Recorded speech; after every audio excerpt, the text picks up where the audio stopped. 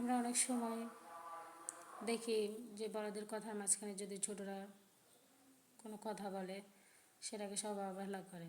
আসলে এটা কিন্তু ঠিক না।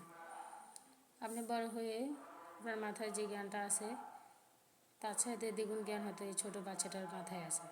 আপনি যে মনে করেন একটা বিচার করতে বসলেন, কিন্তু আপনার নলেজে আছে যে কারা পক্ষপাতিত্ব করবেন, হয়তো এই পক্ষ নয়তো ওই পক্ষ নেবেন, কিন্তু একটা বাচ্চা কখনো পক্ষপাতিত্ব করে না।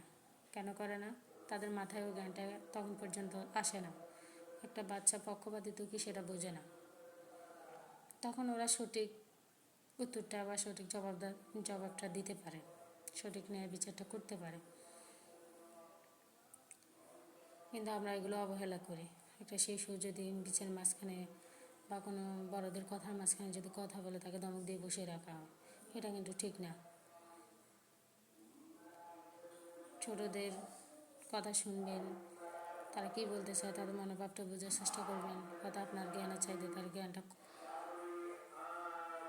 আপনার বয়সের চাইতে তার বয়সটা কম, কিন্তু আপনার জ্ঞানের চাইতে তার জ্ঞানটা অনেক বেশি। এটাই বাস্তবতা। সবাই ভালো থাকবেন।